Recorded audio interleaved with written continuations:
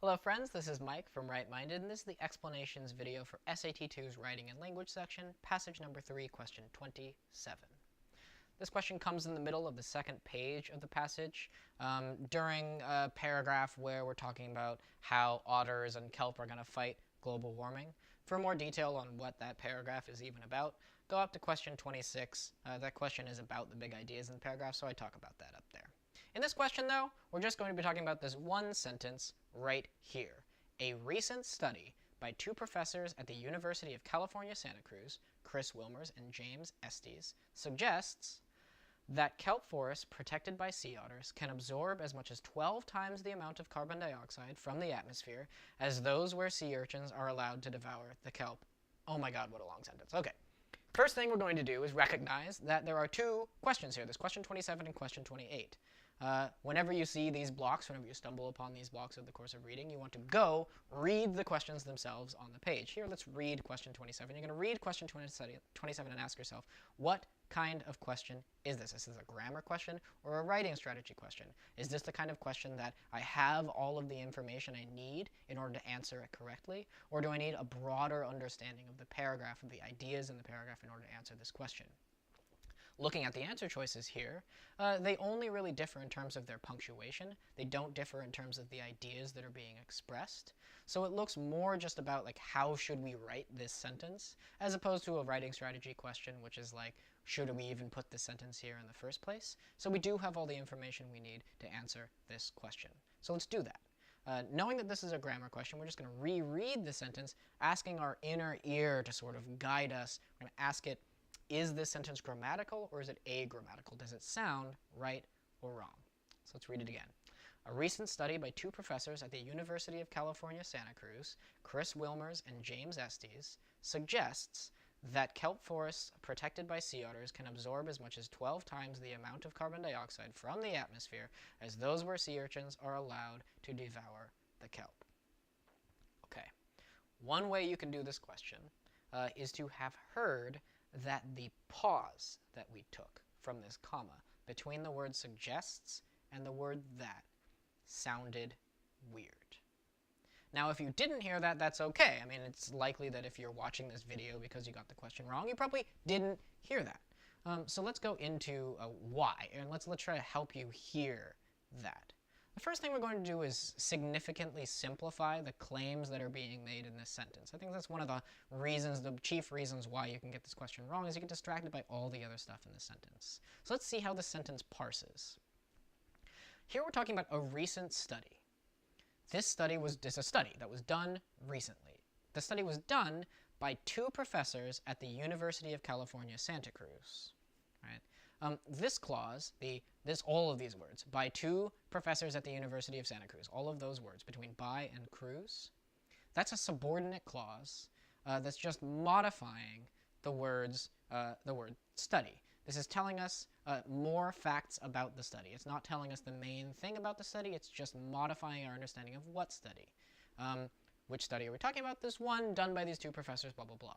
We haven't yet said anything about that study. So the subject of the sentence is still just a study, and we can just cut all this stuff out when we're thinking about what the study suggests down here. The study is going to suggest something. Same thing with these names, Chris Wilmers and James Estes. These names, set apart from these commas, this comma after Santa Cruz and this comma that, sorry, I had to add it because my box kind of ruined it. But this comma here after Estes, here between Santa Cruz and Estes, they're like, oh, these two professors, Chris Wilmers and James Estes. This clause right here also is a subordinate clause, a parenthetical clause, just telling us which professors they're talking about. Which professors? Chris Wilmers and James Estes. So we can cut that out too, because that's just giving us further information about the study. So here when we're thinking about the sentence at its core, it's that a recent study, or even just a study, suggests something. Now let's think about what that thing suggests. It suggests that this huge, long claim is true.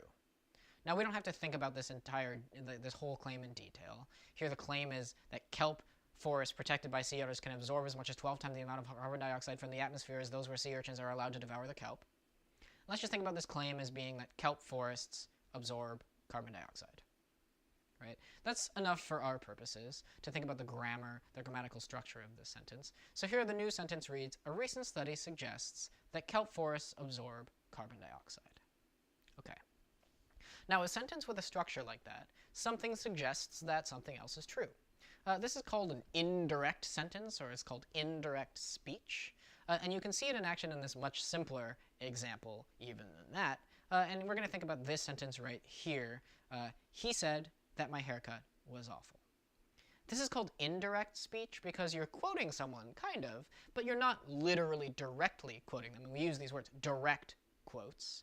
Here, if I wanted to directly quote the person who thought that my haircut was awful, I would say, he said, comma, quote, your haircut is awful, right? Your haircut is awful, comma, quote, end quote, comma, he said, right? That's a direct quote. This indirect quote is a way of quoting somebody without actually using quotation marks and quoting them. He said that my haircut was awful. Now, one of the main morals of this question is just that you don't need commas before, when you're using indirect speech. You don't need to say, he said, comma, that my haircut was awful. And this should sound good. Hopefully you can hear it in this sentence, in this easier sentence, because when you're normally speaking, when you're saying that sentence to somebody, you don't say, he said that my haircut was awful. You just say, he said that my haircut was awful. Right? You don't pause, and because you don't pause, you don't need a comma in here. All right, so here's the wrongness of answer choices A and B then. They both add a pause where you shouldn't add one. Let's read the sentence in the simplified sentence without the pause. Here, a recent study suggests that kelp forests absorb carbon dioxide. A recent study suggests that kelp forests absorb carbon dioxide. This is the same as he said that my haircut was awful. Right? You don't need to say, and so answer choice A adds a comma. You don't need to say a recent study suggests that kelp absorbs carbon dioxide. And so this answer choice B, adding a dash, is adding just, if anything, a more significant pause, but it's a pause and it's wrong because it's a pause. You don't need to say a recent study suggests that kelp absorbs carbon dioxide. That's the wrongness of answer choices A and B. Now, thinking about answer choice C, and going back to the example that I gave about direct quotes, he said, comma, quote, your haircut is awful, end quote, right? You do put commas before direct quotes, right? This whole comma quotation mark thing, I bet a lot of you are familiar with this. This is how you introduce a direct quote. So I imagine that's a lot of the temptation of C. The problem with C, though, is that this isn't a direct quote. The thing that it's introducing, this this whole claim, that kelp forest protected by sea otters, blah, blah, blah, all this stuff, well, one way of looking at it is that it ends down here, and it's not a direct quote because there's no quotation marks right here. If it were a direct quote, it would end with quotation marks, right? Just another straightforward way of thinking about it is you can't just put one set of quotation marks somewhere. You know, even when you're speaking, you do this. You don't do that. That's ridiculous. Okay. Separately, though, even if you were directly quoting, well, okay. Even if there were quotation marks here, then you would definitely, the whole answer choice structure would change. But I guess here, even if you were directly quoting, or when you are directly quoting somebody, here let's go back to these examples. He said that my haircut was awful. The difference between that and he said, quote, your haircut is awful. When you're quoting, you don't start the quote with that. You no longer need to say, he said, quote, that your haircut is awful. You just say the thing that he said. You just directly say the thing that this guy said to you. You say, he said, quote, your haircut is awful. You don't say, he said, quote, that your haircut is awful, because that's not what he said. So there's the wrongness of C, and D is right because it eliminates that unnecessary pause. All right, that's it for this question. See you all in the next video.